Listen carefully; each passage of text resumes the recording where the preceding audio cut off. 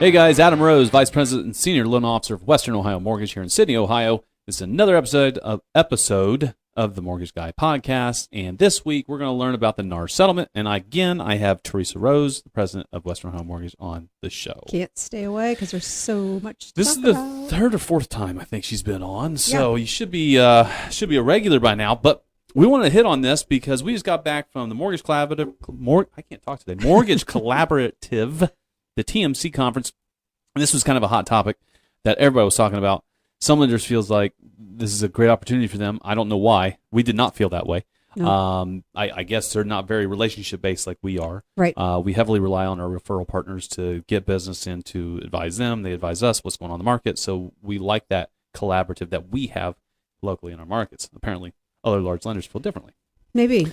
So let's talk about this. So first off, what is it? So NAR settled, all right? So in the settlement, and we've talked about the lawsuit before, to kind of give you a broad brushstroke of what's going on with sellers weren't supposed to be paying the buyer's agent, or they didn't know, and there's a certain percentage and all this garbage. You can refer back to our past podcasts. Justin will put a link in there so you can check it out.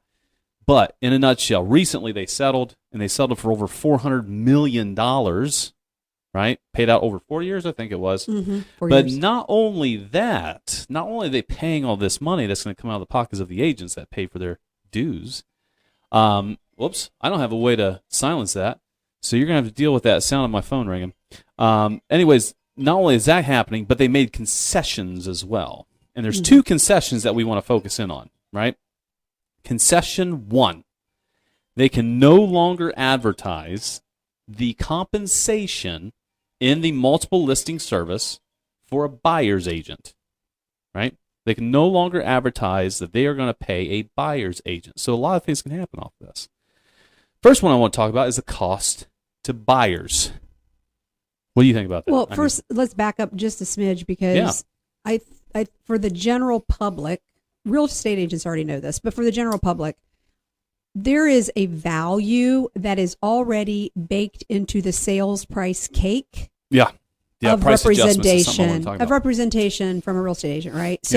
So when you're hearing people say, well, this lawsuit is because we didn't want the seller to automatically have to pay a buyer's agent. The truth is, and good real estate agents know this, the price that the seller got was highly driven by the fact that it was being sold by a professional. Otherwise, you would do for sale by owner. Right. Statistically, for sale by owner homes go for less. So the idea or concept that the seller was really paying, it's been baked into the cake for the last 80 years. Always been baked into the appraisal cake. And so all the comparables that we have out there right now already have that commission kind of baked in. Mm-hmm. And theories were, now we're going to see a reduction in sales prices. Yeah, and we all know better. So let's talk about that. Let's hit that piece first before we talk cost to buyer. So now if a bunch of sellers get together and they say, nope, not paying a buyer's agent, it's just not going to happen. And you have listing agents that come up and say, well, I'll list your house for 3%. We won't pay that buyer's agent. So my question to the general public and agents out there, especially listing agents, is since the 6% commission has been built into or baked into the cake. Approximately 6. Right? Yeah. It can vary, it averages of course. around 5. It's not just a given. Mm-hmm. That's right. But nonetheless, it's been baked into these appraised values over all this time. So are they going to say, all right, I'm going to do your market analysis, and I found that the comp support, we should list your house for $200,000. Well, if they're not going to pay a buyer's agent anymore, are they going to drop it by 3% and list it for $194,000? I think not. Yes, that's highly unlikely. Think not. Highly unlikely. So even though the suit alleges that it's going to save buyers money because they will get the property for less. This is my show. I want to cuss on it so bad right now. Highly unlikely. That's not happening. Total BS. That's not happening. No way. So the important thing that we have to take from it is that buyers, anyone who's out there considering buying real estate, it is really important that you have representation because this is the biggest financial transaction you're ever going to have in your entire life, and you should not go in unrepresented. It would be like going to court and facing trial, being on trial without an attorney and representing yourself. It's equivalent to that because you don't understand all of the financial obligations. You don't understand necessarily property condition, deed restrictions, anything that might be in the baked in the property pie. You don't understand it.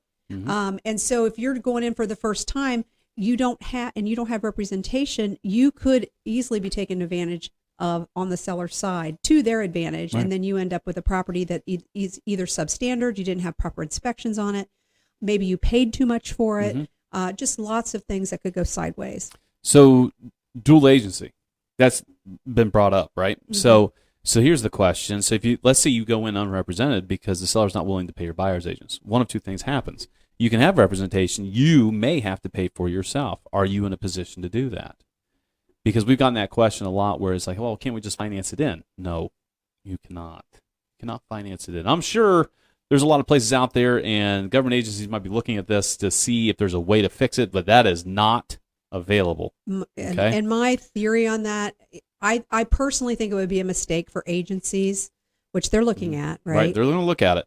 For the agencies to say it's okay to finance it because they, as we know, that in that within that price, the amount of money that historically real estate agents have been paid has been baked in. So now if they go on top of that and say, oh, and on top of that, we're going to add another 3% for you to finance agent fees, I think that would be misguided. We're kicking values even higher. That's correct. I don't see that that's a thing.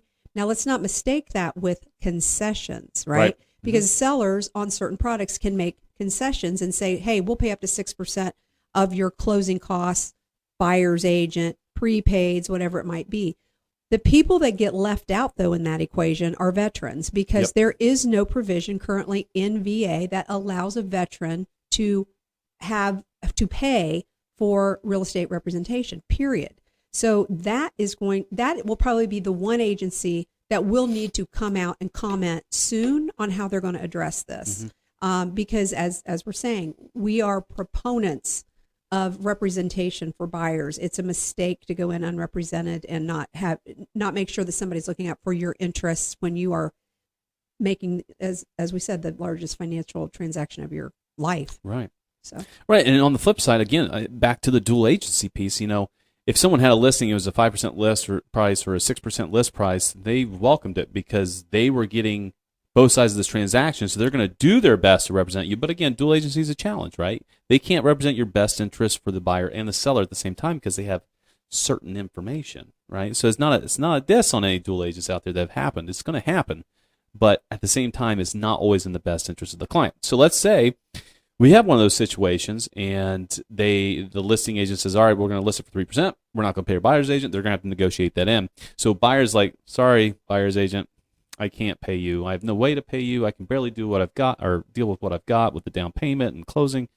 So I'm going in unrepresented. So now we have a dual agency situation. Now, this is more towards the listing agents, right, on this piece. So if you have a seller that's not willing to help out and pay a buyer's agent, are you going to step up and show the house 40 or 50 times when all these buyers come up unrepresented and you have to show it and do double and triple the work and for less compensation? So that's a conversation I assume should be had with your seller, which is the whole reason that the seller is not doing for sale by owner. Correct. They don't want to have to arrange the showings, schedule all the showings, show the property, do any of the negotiating. That's why real estate is a service industry. You are paying for a service.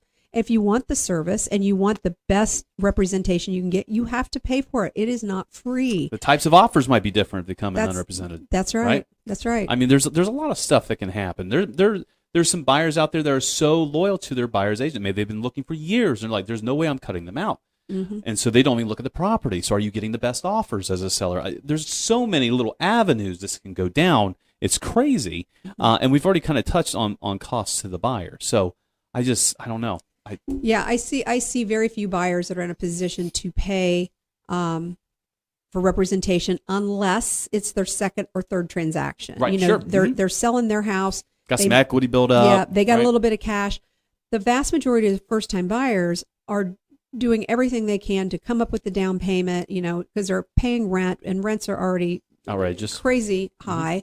So they're doing the best they can to try to come up with the absolute minimum amount of cash they have to do the transaction. So then to be asked to pay the buyer's agent, and keep in mind, everyone, that they did add that you've got to sign, if you're going to have buyer representation, buyer broker agreements. Yeah, you got to sign a buyer broker agreement. And the thing for those of you listening who are buyers, you need to read it carefully because you don't know if you're going to be represented for a day, a month, a year, forever. This was a topic of conversation at the TMC, at the Mortgage Collaborative, was how do these work? Each state was a little bit different. We were talking to somebody out of Texas, and they said once the buyer signs their buyer-broker agreement, they can't opt out, meaning the agent has to let you out, and they don't have to. So if you guys have a conflict event, it doesn't matter, just a personality conflict even, or the agent's not available to show you homes at certain times when you're available, apparently it's not easy to get out of. Now, I'm not going to say that's the case here, because this is a practice that a lot of people used to do and still do at some point. But you probably need to take a look at it. Is it for this specific showing? Is it for 30 days? Is it a 6-month contract? You know, what's the out if we're not getting along, or the situation and you hate each other by the end of the first showing? You know, what's your out? So please do pay attention to that. I think that's extremely important to have a conversation with your buyer's agent about how to get in, how to get out, how long is it good for, and all that fun stuff. Right. And if you're a buyer out there, do not, if you're reading some things in the press or you're seeing things on TV about these new requirements, first of all, it's not settled yet. It's not official. Correct. It's not supposed to go into effect until July, and that's provided that they actually accept the settlement agreement.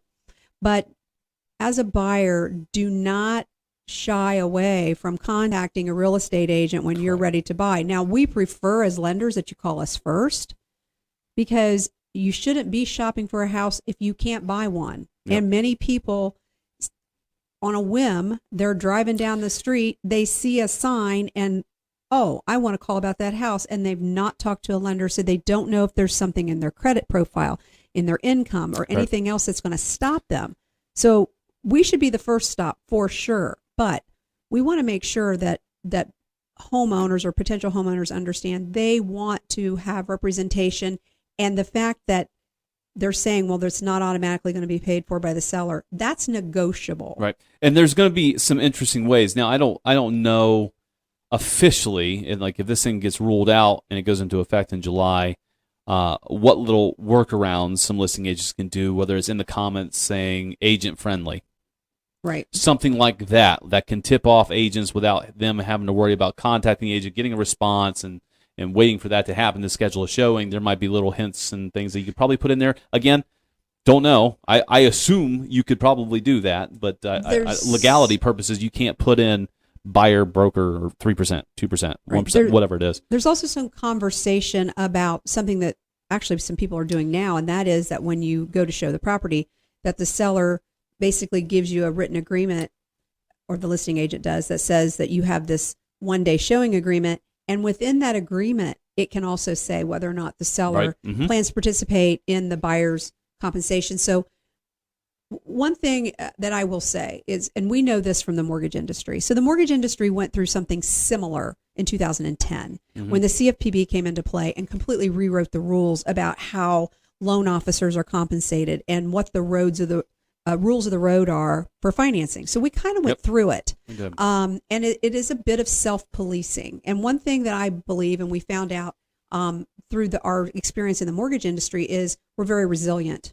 We are always looking out for our clients. And as long as a real estate agent continues to be looking out for the best interests of their clients, they're going to succeed. They're going to find a way to make everybody get the representation they need, everybody receive the compensation that they deserve, and get the best deal for the buyer, and still keep it safe, because that's the big thing, is trying to keep a safe environment for consumers, which could go drastically wrong if this thing doesn't play out the way it should play out. It really can. And going back to the dual agencies thing, there's a whole different realm of responsibility on that listing agent if they do something incorrectly as a dual agent. There's a lot more scrutiny put on those transactions when they send them in for audit or review. So something to be careful of, and that's something nobody wants. Right. Nobody wants. Everybody just wants to play along.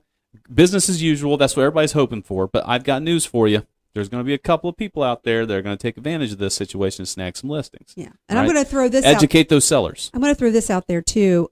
You are going to see some dual employment going on where cat's out of the bag now. Yeah, where real estate agents. I'm going to get a bunch of phone calls now. Here we go. No, where real estate agents and loan officers are basically doing both roles. Now, here's the danger. Do you want me to be a real estate agent? Here's the thing. Here come the recruiting calls. Here's the danger, okay? If I list a piece of property, and so I already know, I've talked to my seller, here's how much I want for this house. I know I can get it, right? Yep.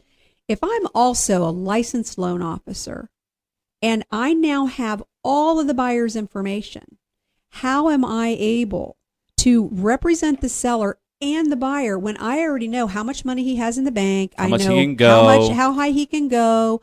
I just see that that's a dynamic that just doesn't belong in the industry. It just doesn't. No. It's gonna happen. And I think there are companies that are already modeled that way. But I think it's problematic. You've got to make sure that whoever is doing that is as ethical as the day is long and has a way to keep that separated, because I just don't know how you do it and do the job well for both sides. Yeah, that's a challenge. I mean, our industry, if this gets approved by the, which, you know what, there's a lot of talk where they don't think they're going to take it. They might not take the settlement. Now that's not to say, I mean, that the rule changes could kick this, but it could kick that down the road, or it could be a situation that NAR says, listen, we want to voluntarily throw this out here. Then maybe, but because there are so many. Don't say flat commission. Okay, I won't say it. They might regulate your commission. But yeah, I mean, I think that with all the people that could still potentially be exposed to litigation if there's not a settlement.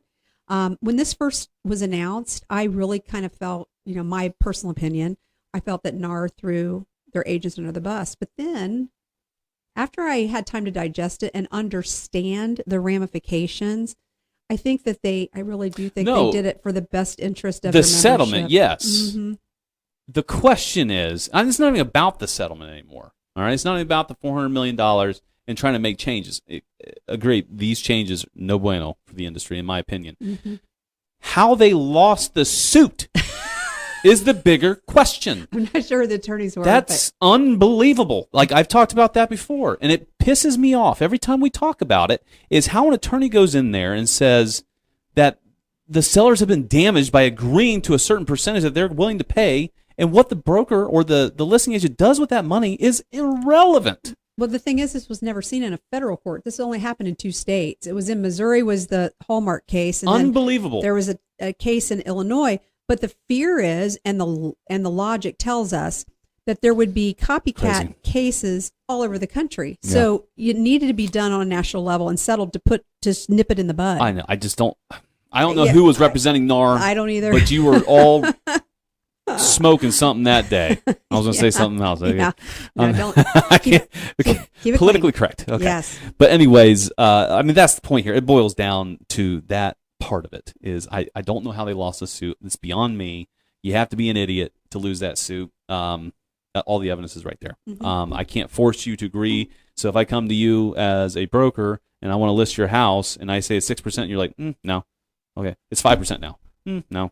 4%. How about I'll just sell it myself? You don't have to agree to pay me anything. You can sell it yourself. You can shop around. It can be 2%, 5, 6, 7, 10. Mm-hmm. Don't care. Mm-hmm. So how the fact... the only thing that's aggravating. Yeah, the only part of it, I think that what kind of shone through in the case was the fact that people claim that because the buyer's agent commission was marketed in the MLS, that buyer's agents were cherry picking the houses they were showing. Now, I find that a little hard to believe, but they're trying to say there's some people out there though that if you were offering a 2.5% buyer commission versus a 3%, I'm only going to show the one where I'm going to get 3%, and the one that was a 2.5%. How you prove that? I'm not showing. You can't.